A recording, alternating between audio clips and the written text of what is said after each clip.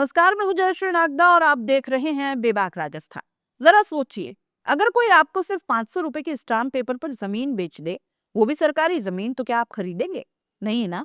लेकिन उदयपुर में सैकड़ों लोगों ने खरीदी है और अब पूरा मामला एक बड़े घोटाले का रूप ले लिया है। ये कहानी है सवीना खेड़ा उदयपुर की, जहां जमीन सरकारी थी लेकिन बेचने वाले प्राइवेट थे। नेताजी बड़े शातिर निकले, मोटा माल कमाकर गरीब लोगों की जिंदगी से खेल गए। खरीदार सरकारी बाबू भी निकले और सब कुछ हुआ इकरारनामों के नाम पर। 4 दिन पहले उदयपुर विकास प्राधिकरण यानी यूडीए की टीम सवीना खेड़ा पहुंची और देखते ही देखते सरकारी जमीन पर बने कमरे, कोठरियां और अधूरे मकान सब कुछ जमींदोज कर डाला। सोशल मीडिया पर शोर मच गया, लोगों के घर तोड़े जा रहे हैं, गरीबों को उजाड़ दिया गया। लेकिन आज यूडीए कमिश्नर राहुल जैन ने प्रेस कॉन्फ्रेंस में कुछ और ही कहा। उनका कहना था कि किसी का घर नहीं तोड़ा गया, जो टूटा वो सरकारी जमीन पर अवैध कब्जा था। हालांकि वहां की तस्वीरें कुछ और हालात बयां कर रही हैं, जो कि लगातार हम भी आपको दिखा रहे हैं। राहुल जैन ने गूगल अर्थ की तस्वीरें दिखाई। 2013 में जमीन खाली थी। 2018 के बाद अचानक वहां प्लॉट काटे जाने लगे। 2025 तक सरकारी जमीन पर पूरी बस्ती बस गई। यूडीए ने कहा कि हमने सिर्फ दीवारें, कमरे और अधूरे निर्माण तोड़े हैं। वहां कोई परिवार रह नहीं रहा था। यानी जो घर उजाड़े जाने की कहानी बताई, वो थी भावनाओं के नाम पर पॉलिटिकल नौटंकी। जांच में जो कुछ सामने आया उसने सबको हिला भी दिया। ज्यादातर सौदे सिर्फ 500 रुपए के स्टाम्प पेपर पर हुए थे। किसी दस्तावेज में आराजी नंबर नहीं, कोई पंजीकरण नहीं, सब कुछ नकद में, और वो भी बिना स्वामित्व प्रमाण के। कमिश्नर ने आगे कहा कि ये लोग जमीन को अपनी बताते थे और बेचते समय लिख देते थे, अगर सरकार जमीन वापस लेती है तो रकम नहीं लौटाई जाएगी। मतलब इन लोगों को शुरू से ही पता था कि ये खेल कानून के खिलाफ है। यूडीए की शुरुआती जांच में खुलासा हुआ कि इन फर्जी प्लॉट्स को खरीदने वालों में कुछ सरकारी कर्मचारी भी शामिल हैं। अब यूडीए ने पुलिस को रिपोर्ट देने की तैयारी पूरी कर ली है। जल्द ही इन सभी खातेदारों और बेचने वालों से पुलिस अब पूछताछ करेगी, और अगर किसी सरकारी अधिकारी की भूमिका इसमें मिली तो विभागीय कार्यवाही के साथ गिरफ्तारी भी तय है। कमिश्नर ने आगे बताया कि यूडीए पहले भी 3 बार कार्रवाई कर चुका था, मार्च 2023, जून 2024 और जनवरी 2025 में। लेकिन सवाल तो ये उठता है कि फिर भी ये अतिक्रमण वापस कैसे हो गया? कहीं स्थानीय अधिकारी, राजस्व विभाग या ग्राम पंचायत के कुछ लोग इसमें शामिल तो नहीं थे?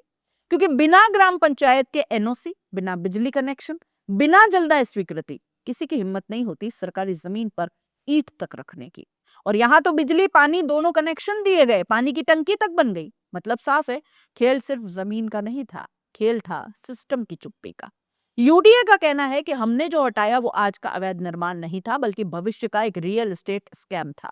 52 निर्माण हटाए गए, जिसमें 20 अधूरे मकान शामिल थे। मतलब कुछ ही महीनों में यहाँ एक नई कॉलोनी खड़ी हो जाती, और तब ये मामला बन जाता कानूनी जाल का, सामाजिक टकराव का और वोट बैंक की राजनीति का। इसलिए यूडीए ने पहले ही बुलडोजर चलाकर ये खेल रोक दिया, ऐसा उनका कहना है। अब यूडीए पुलिस को पूरी रिपोर्ट देने जा रहा है। उसमें होंगे बेची गई जमीनों के फर्जी इकरारनामे, खरीदारों की लिस्ट और उन अफसरों के नाम जिनकी वजह से ये अतिक्रमण संभव भी हो पाया। अगर जांच में साबित हुआ कि किसी सरकारी कर्मचारी ने इस घोटाले को छिपाया, तो कार्रवाई सीधे राज्य सेवा नियमों के तहत भी होगी। यूडीए ने स्पष्ट कहा कि अब कोई नहीं बचेगा, चाहे वो जमीन बेचने वाला हो या आंखें मूंदने वाला।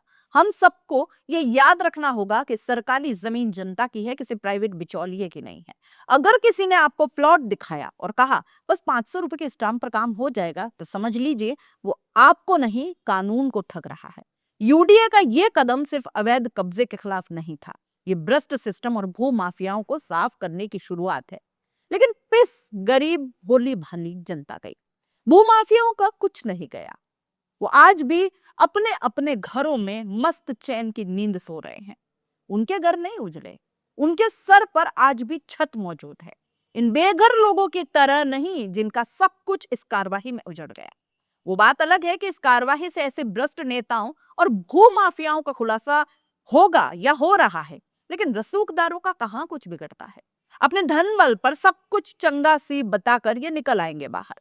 लेकिन जरा उन लोगों से पूछिए जिन्होंने इनके भरोसे में आकर अपनी पूरी जिंदगी की पाई बाई इस जमीन पर घर बनाने के लिए लगा दी है। वो नहीं जानते थे कि ये अतिक्रमण है, वो नहीं जानते थे कि ये सरकारी जमीन है। उनके हिसाब से तो नेताओं के कहने पर, उनके भरोसे में आकर उन्होंने ये जमीन खरीद ली।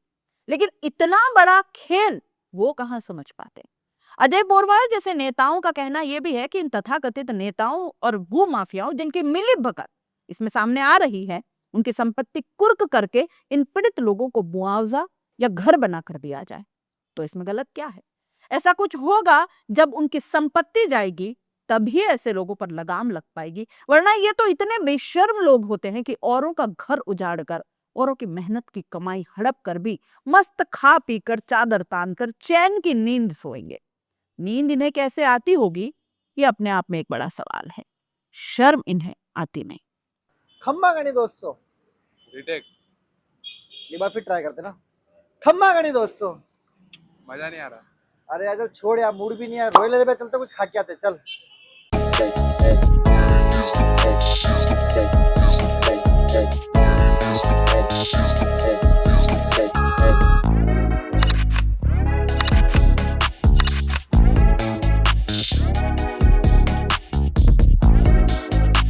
इस लजीज खाने की प्राइस सुन के आप भी शॉक्ड हो जाओगे।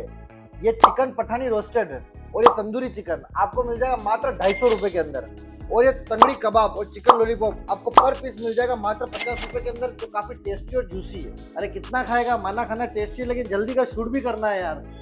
लोकेशन तो बता दो। लोकेशन के लिए आपको आ जाना है यूनिवर्सिटी से आइनॉक्स के जो बीच की जो रोड है, मेरे इस तरफ आपको आइनॉक्स दिख जाएगा, और आइनॉक्स से यूनिवर्सिटी रोड के बिल्कुल बीच में दिख जाएगा आपको रॉयल अरेबिया। तो फटाफट दिए गए नंबर पर कॉल कर लो और ऑफर के फायदे उठा लो।